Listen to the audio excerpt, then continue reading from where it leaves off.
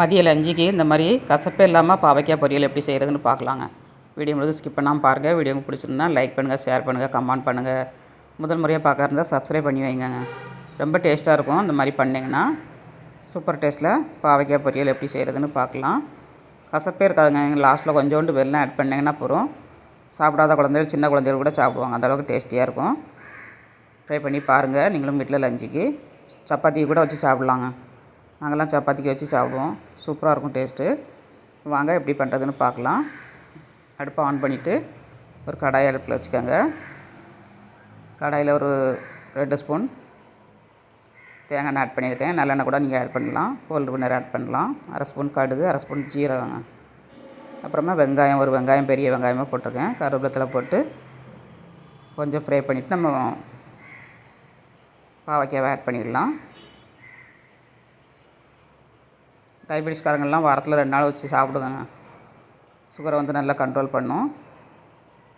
வெங்காயம் வதங்கிருச்சு. பாவைக்காவை ஆட் பண்ணியாச்சு. இதுலேயும் தண்ணியே ஆட் பண்ணக்கூடாது. நம்ம அடுப்பை மீடியமாக வச்சு மூடி வச்சு வேக வச்சு எடுத்துக்கோங்க. சட்டுன்னு வெந்துருங்க. பொடிசாக கட் பண்ணிங்கன்னா சீக்கிரமாக வெந்துடும் உங்களுக்கு. ட்ரை பண்ணி பாருங்கள். நல்லா வெந்துருச்சு. பாதி அளவுக்கு உப்பு ஆட் பண்ணி நம்ம மிக்ஸ் பண்ணி மூடி வச்சோம்னா நல்லா வெந்துருங்க. கொஞ்சமாக மஞ்சள் தூள் போட்டிருக்கேன். வரமிளகாத்தூள் போட போகிறேன் நான். வரமிளகாத்தூள் கூட மல்லிகைத்தூளும் போட்டுக்கிடலாம்.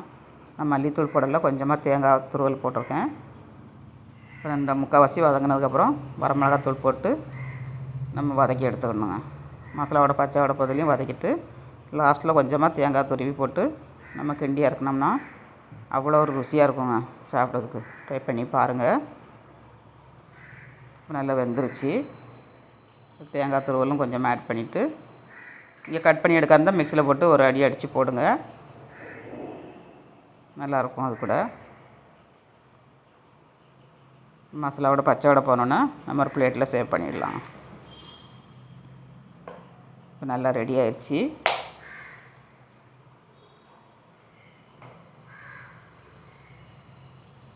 பாவைக்காய் பொரியல் அட்டகாசமாக ரெடி ஆயிடுச்சுங்க. இப்போ பவுலில் ஆட் பண்ணிடலாம்.